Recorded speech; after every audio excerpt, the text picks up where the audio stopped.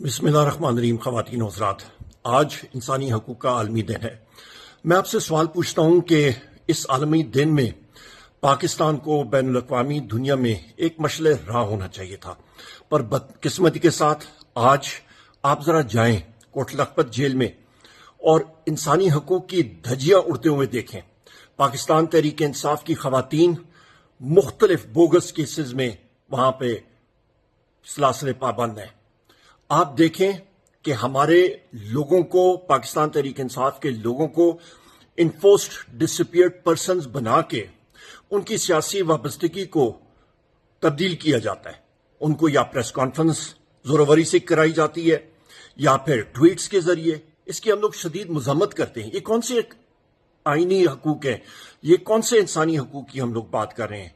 इस वक्त बदकिस्मती के साथ ख़वातीन और हज़रात, पाकिस्तान में इंसानी हकूक का फुकदान है और मेरा गिला वो नाम नेहाद इंसानी हकूक की जो ऑर्गेनाइजेशंस हैं उनके ऊपर भी है।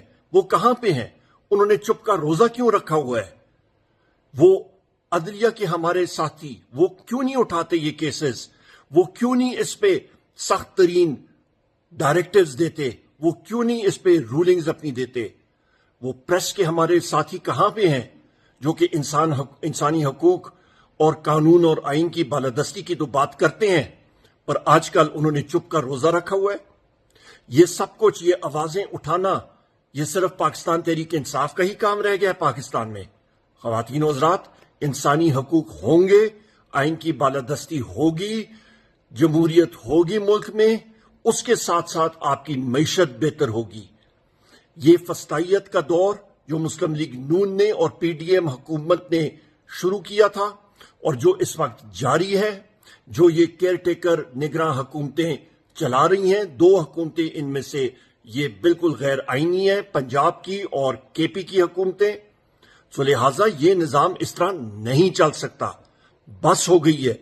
इलेक्शन कराएं मुल्क में साफ शफाफ, और जो भी हुकूमत आती है उसको आप बागडोर मुल्क की दें कि वो इंसानी हकूक भी मुल्क में राइज करे और कानून और आइन की बालादस्ती भी, और इसी के साथ पाकिस्तान में बेहतरी आएगी। ख़वातीन और हज़रात, इलेक्शन शेड्यूल की आमद है। 8 फरवरी को इंशाअल्लाह ताला 2024 को इलेक्शन होगा। बराए करम अपने लिए, अपने मुल्क के मुस्तकबिल के लिए, इमरान खान साहब के लिए, वजीर आज़म इमरान खान साहब के लिए और पाकिस्तान तहरीक इंसाफ के लिए आप भले पे मोहर लगा के कामयाब कीजिएगा। जीत इंशाअल्लाह ताला पाकिस्तान तहरीक इंसाफ की होगी।